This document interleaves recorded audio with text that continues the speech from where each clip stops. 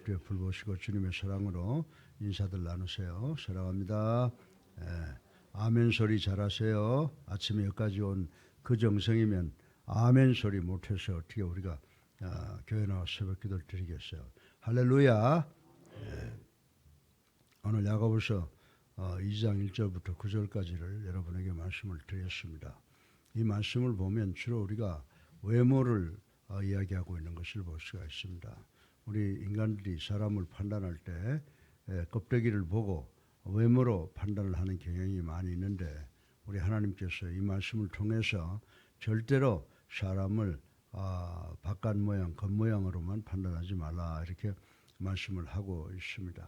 우리가 예수 믿는다고 하면은 내가 하나님께 적어도 약속한 것은 특별히 예배와 기도에 관한 것은 나와서 지켜야 되는데 이것이 잘 안 될 때 참 마음에 부담이 옵니다. 우리 기도하는 사람들도 열심히 해야 되겠지만 확인을 하세요. 확인을 해서 못 나오면 다른 사람을 대체해서 이름을 올리세요. 이거 볼 때마다 걱정되고 근심스럽습니다. 기도하는 사람 꼭 나와서 기도할 수 있도록 하고 미리미리 바꾸세요. 한두 번이 아니고 자꾸 이렇게 이걸 무심코 넘기니까 예배도 어렵게 돼가잖아요. 그러니까 우리가 외모를 보지 말고 마음과 실천을 보고 직분도 맡겨야 될 것으로 생각을 하게 됩니다. 여러분들 우리 속담에 빛 좋은 게살구라고 하는 말이 있습니다. 이는 속이 텅 비어 있으면서 겉만 번지르한 그런 실속 없는 사람들을 두고 하는 말입니다.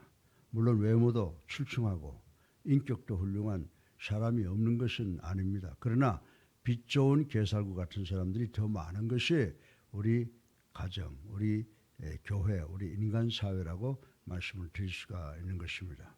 이처럼 알곡보다 쭉정이가 더 많은 이 세상에서 알곡을 가리기 위해서는 세심한 주의를 기울여야 하겠다라고 생각이 되어지는 것입니다. 그러나 아무리 신중을 기해도 인간은 냉철한 이성보다는 즉흥적인 감성의 지배를 더 많이 받는 경우가 있다라고 하는 것입니다. 한마디로 말해서 껍데기만 보고 외모만 보고 사람을 판단하는 경향이 우리에게 있다고 말씀을 드리는 것입니다.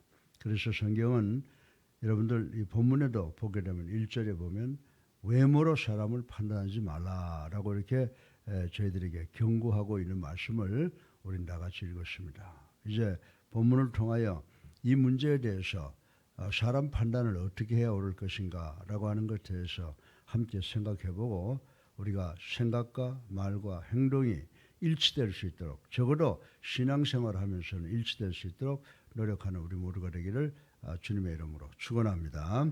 그래서 오늘 이 본문의 말씀을 보게 되면 두 가지를 지적을 하고 있어요. 첫째로 그 사람이 돈이 많으냐 적으냐, 뭐 귀걸이를 금고리를 하고 다니느냐, 다이아몬드 반지를 끼고 다니느냐 그런 것을 보고 사람을 차별하지 말라는 겁니다. 그런 것을 보고 사람을 차별하지 말라는 거예요. 두 번째로 모양이 잘생겼냐 못생겼냐 하는 이런 것을 보고 사람을 차별하지 말아야 된다라고 우리 주님께서 우리 야고보 선생께서 아주 그냥 적나라하게 말씀하고 있는 것을 우리가 배워야 된다라고 하는 것입니다. 그래서 오늘 우리가 가진 것 그리고 겉모양을 보고 사람을 차별하지 말아야 된다라고 하는 것을 생각을 해보겠습니다. 여러분 1789년에 불란서에서 인권선언이 있었다고 하는 것 우리 역사적으로 잘 알고 있습니다. 이 불란서 인권선언에서는 뭘 이야기하고 있느냐라고 하면 모든 인간은 평등하다라고 하는 것입니다. 그래서 모든 인간이 평등하다라고 하는 사상은 선언된 이래 오늘날 대부분의 자유민주주의 국가를 표방하는 그 헌법에 규정이 되어 있다라고 하는 것을 우리는 잘 알고 있는 것입니다.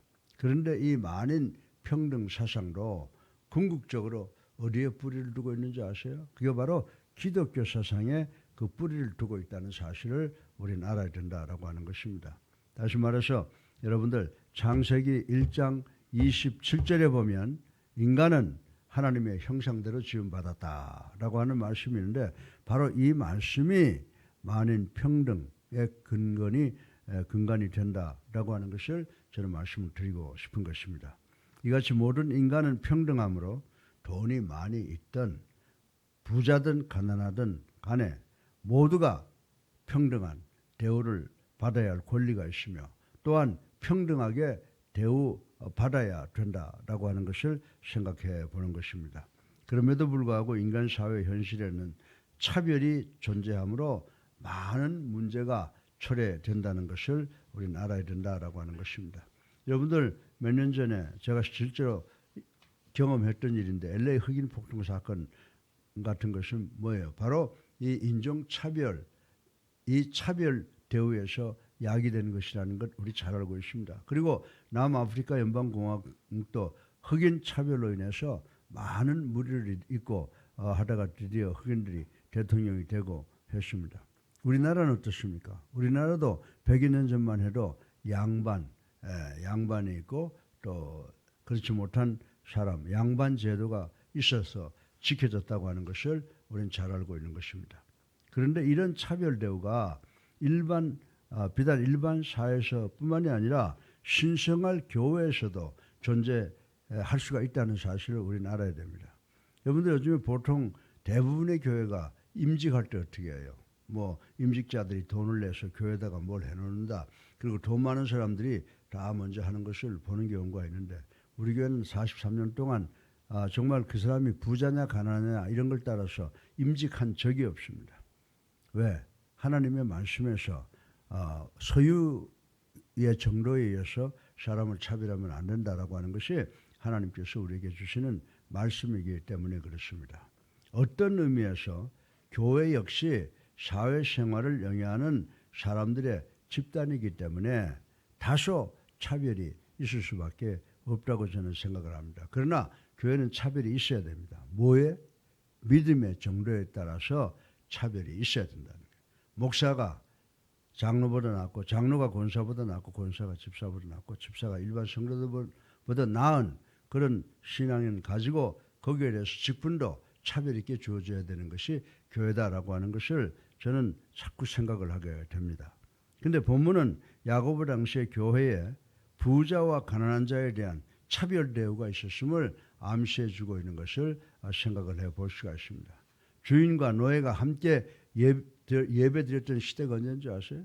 초대교회 당시는 신분의 차이가 너무 뚜렷한 시대였다라고 하는 것을 우리는 잘 알고 있습니다. 그러므로 교회 안에서 주인과 노예에 대한 차별 대우가 비일비재했을 것이라고 추측을 합니다. 바로 이 점을 시정하기 위하여 야고보 선생은 사람을 외적인 빈부 귀천에 따라서 차별 대우하지 말라고 경고하였던 것이라고 생각이 되어지는 것입니다. 차별 대우란 사회적 지위나 재산이나 사회적 영향력에 따라서 편파적으로 사람을 대우함을 정의하는 것이라고 말씀을 드릴 수가 있습니다. 우리 인간은 불완전함으로 편파적 차별 대우를 하게 되지만 하나님께서는 불편부당하신 분이십니다. 하나님은 불편부당하시는 분이시므로 레위기 구약부터 그리고 욥기 같은 데 보면 절대로 사람을 외모로 판단하지 아니하셨던 것을 우리는 알 수가 있는 것입니다.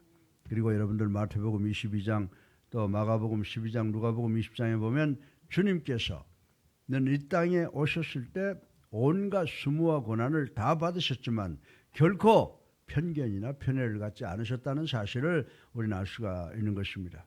그리고 사도행전 10장 34절에서 베드로가 정결한 동물과 불결한 동물이 함께 넣어진 보자기 환상을 본 후에 느낀 것이 뭡니까? 그때 베드로는 하나님은 절대로 껍데기나 외모를 보고 그 사람을 평가하거나 취하지 않으셨다라고 하는 것을 깨닫게 되었다라고 하는 것입니다. 또한 바울이 로마서 2장에서 하나님 앞에서 뭐라고 말했어요? 유대인이나 이방인의 구별 없이 심판을 받는다고 한 것도 하나님께서는 사람을 색깔이나 가진 소유나 또 지위나 명예나 이런 것을 보고 차별하지 않으신다.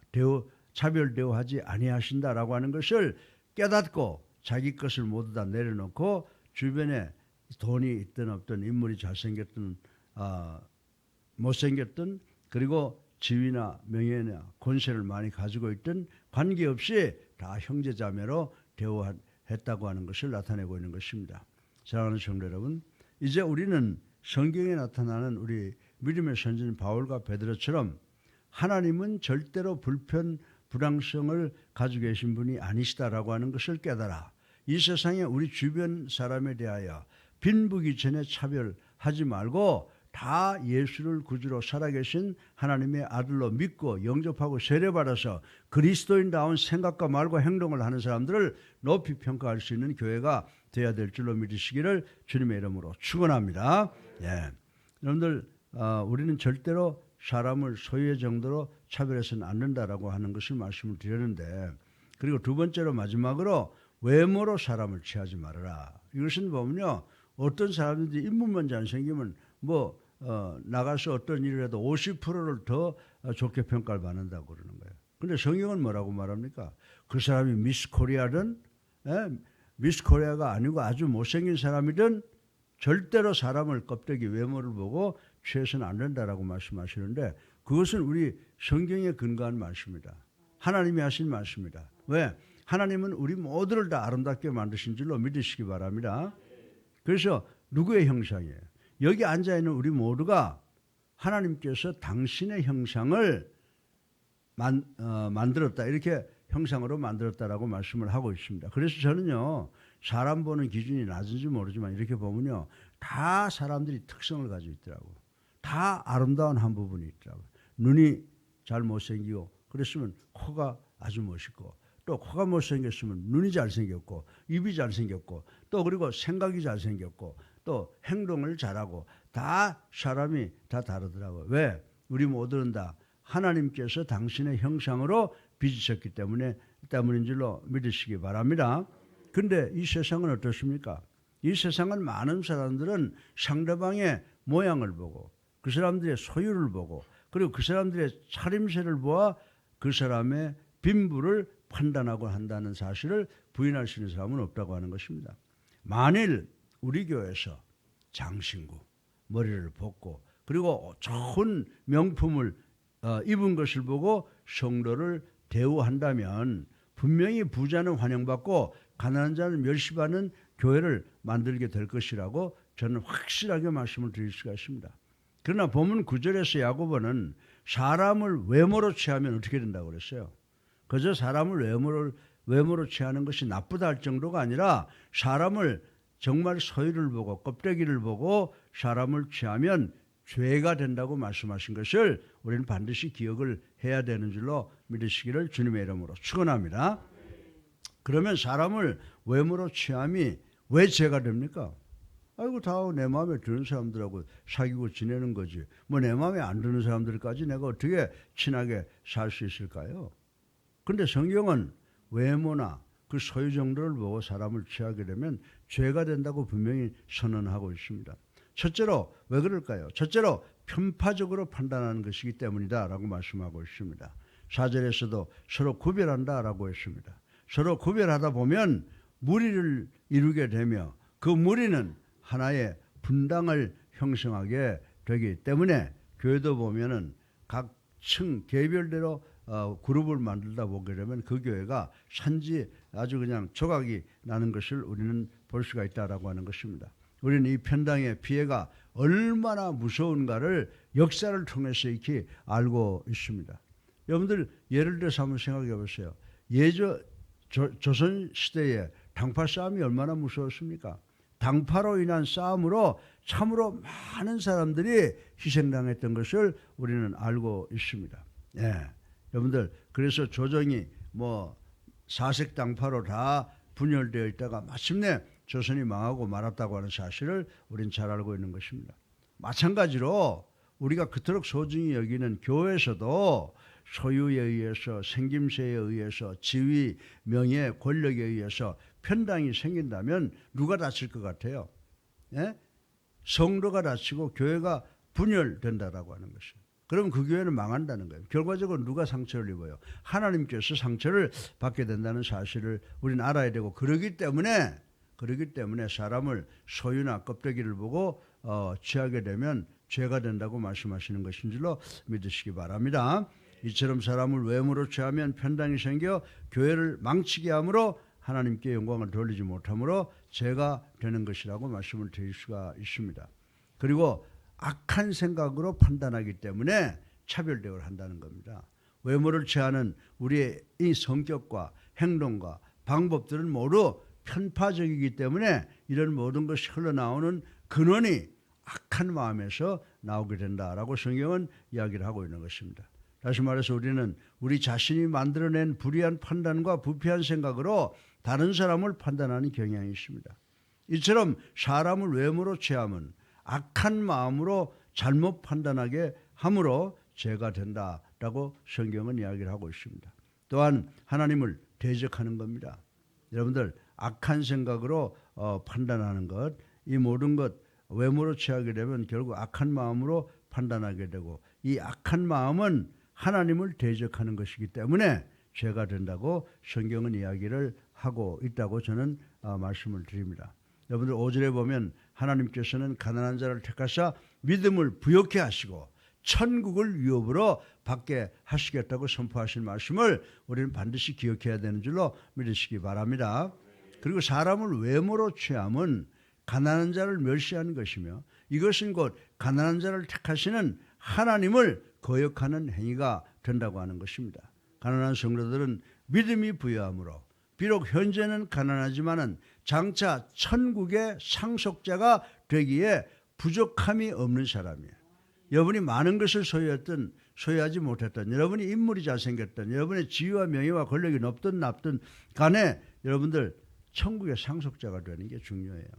우리가 내가 가진 물질 때문에, 내가 생긴 껍데기의 모양 때문에, 지위나 명예나 권력 때문입니까? 아니죠. 누구 때문이에요? 예수님 때문이라고 하는 거예요. 내가 비록 가난하고 내가 비록 못났고 내가 비록 지위와 모든 권세와 권력이 낮다고 하더라도 내가 예수님을 나의 구주로 살아계신 하나님의 아들로 믿으면 내가 천국을 상속받을 수 있는 상속자가 된다는 사실을 우리는 반드시 기억해야 되는 줄로 믿으시기 바랍니다. 그래서 누가복음 6장 20절에 보면 우리 주님께서 뭐라고 말씀했습니까?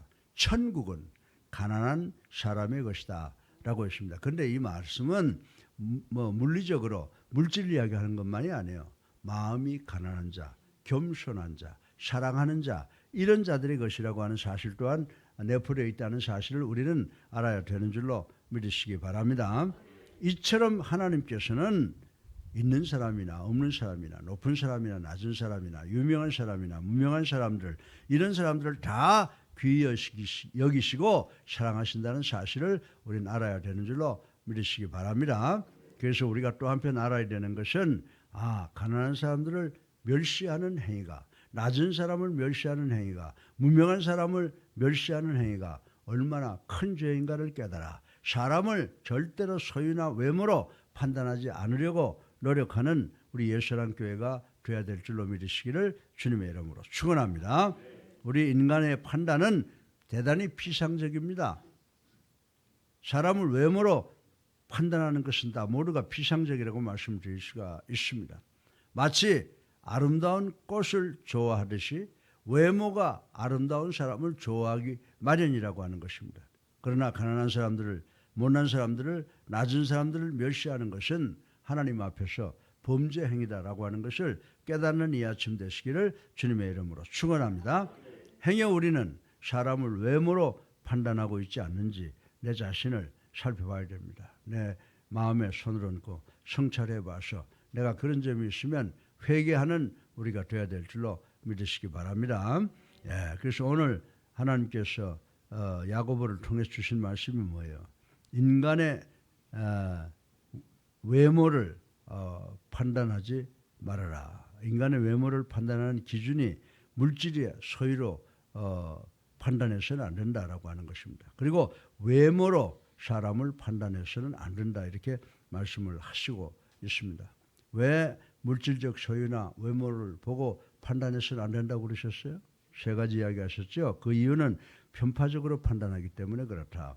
그리고 악한 생각으로 판단하기 때문에 그렇다. 그리고 하나님을 대적하는 것이기 때문에 우리가 소유나 외모를 보고 판단하는 것은 안 된다, 죄가 된다라고 하신 말씀을 꼭 기억하셔서 우리가 사랑으로 모든 것을 주님이 우리에게 주신 그 사랑으로 사람을 판단하고 사람을 섬기는 우리가 되기를 주님의 이름으로 축원합니다.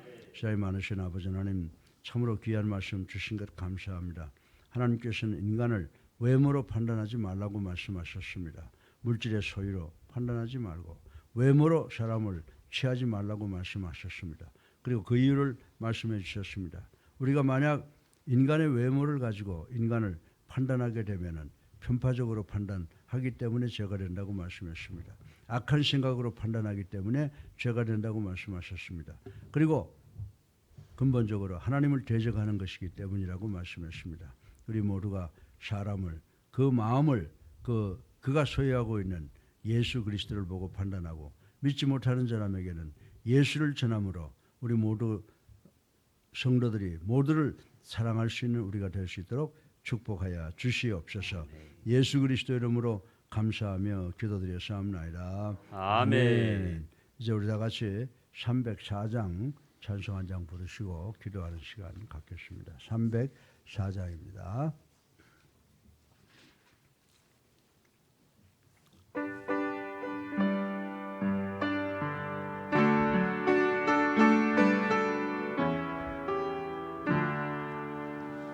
그것이 하나님의 사랑 말로나 영영 못하네. 저 높고 높은 별을 넘어 이 낮고 낮은 땅 위에 제방한 영원 거하려 그 아들 보내사 화목제물 삼으시고 죄 용서하셨네. 하나님 거신 사랑은 정량나 못하네. 영원히 연치 않는 사랑 성도여 찬양하세. 외로운 시절 지나가고 땅 위에 영하세 할때 저 믿지 않던 영혼들은 큰 소리 외쳐 울어도 저 믿는 성도들에게 큰 사랑 베푸사 우리의 제사했으니 그 은혜 있을까. 하나님 거신 사람은 정량나 못하네. 영원히 연치 않는 사랑 성도여 찬양하세. 그를 두루마리 삼고 바다를 먹물 삼아도 한없는 하나님의 사랑 아기로 갈 수 없겠네. 하나님의 통신 사랑 그 어찌 닿았을까. 저 하늘 높이 서로 채우지 못하리. 하나님 거신 사랑은 정량나 못하네. 영원히 연치 않는 사랑 성도여 찬양하세.